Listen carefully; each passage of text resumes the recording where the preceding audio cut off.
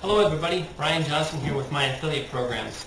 Today I wanted to touch base and I wanted to mention methods that I use when I'm creating new websites based on WordPress.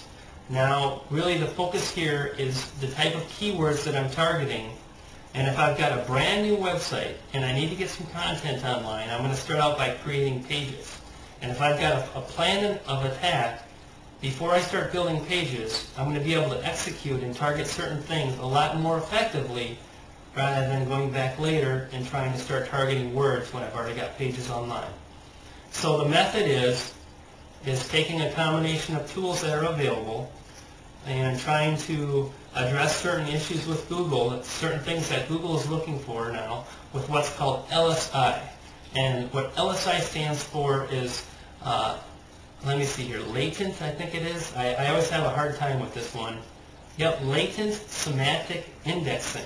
And it's a mouthful, and what it means is basically Google can now take a look at a web page, or they like to use the word document a lot. They can take a look at your web document, and they can analyze it for what terms are in the title tag and what kind of terms are being used often, and they look at relating terms. So in other words, in the example I'm using today, I'm working on a math site right now. So I got control of this domain, and I'm going in and I'm building my site. And what I really want to do is I want to launch with about 25 pages that contain between 200 and 500 words that are very targeted, very narrowly targeted terms that go after what I call action words.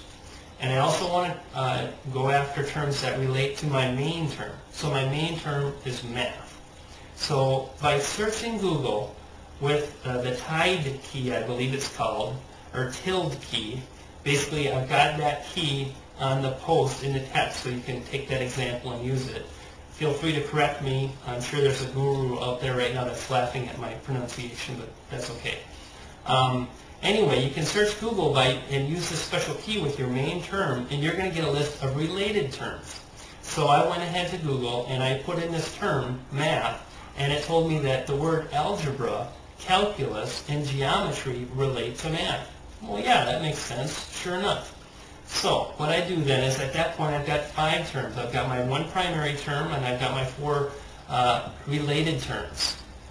I take those terms and I've got a notepad file that contains what I call my action terms. And I simply replace XXX, and you'll understand that when you see the text below, with my primary term, and then I copy and paste all those terms, and I head over to WordTracker and I add those terms into WordTracker. And what that gives me is it gives me a list of products that people are looking for when they're using action words. And really these words are words like buy, order, purchase, purchasing, cheap, free shipping, DVD, calendar, CD, wholesale, cheap discount, lowest, sale, eBay, Amazon, credit, and any more that you can come up with. At one time I had about close to 50 of them. I just banged out this list off the cuff pretty quick. But realistically, you get all those kind of terms in your notepad file, followed with XXX, and then to find and replace, you just pull find and replace up with Control-H, and you replace the X's with the term math. Copy and paste, head over to WordTracker, enter all those terms into the main keyword search. Then you find and replace math, and you replace that with algebra. And you take all those terms and you add those to the same search window. So when you're done, basically you're going to get about maybe 150 terms that focus on these action words and these keywords that relate to math. You ask WordTracker to return as many results as possible, so that's 1,000. And once you're done with that, you can further go ahead and you can look at the supply and demand numbers as far as how many people are searching for these terms a day and how many web pages online contain those exact terms.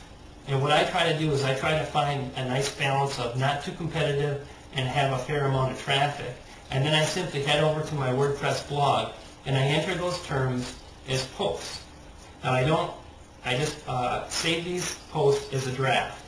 And then when I'm all done with about 25 or 30, I simply go back, I pull up the first post, and I write my 200 to 500 words based on whatever that is about. So let's say it's about used algebra textbooks. I get all that information in there. I try to come up with some terms that I know people will also be using when they're searching for that kind of a thing. Maybe textbook is spelled with 2 words. Maybe textbook is spelled as 1 word, things of that nature. And then I go ahead and I save that, and I'm set to go. Now by the time I'm done, I'll have 25 pages online, and every one of these posts are my primary pages, and I'm able to utilize a plugin called Articles that will assign that link to show up on every single page. So in other words, I can get all those pages linked from my home page, and I'm set to go. It's a fantastic way, and what you'll find is you might actually get a few less visitors than you would if you were just to derive the most popular terms for math. But if you're looking, if you are able to rank for free math worksheets, that's going to be a lot less profitable than someone looking to buy a textbook. It really just makes sense. You'll find your click-through rates for AdSense will go up, and you'll just generally have a more profitable website. At least that's been my experience. I've got all the information below. I'd love to hear what you think. If this makes sense to you, you've got questions, or if you use a similar approach, I'd like to hear it as well. There's always plenty to learn. So anyway, action keywords, I hope you found that helpful, and we'll see you next time.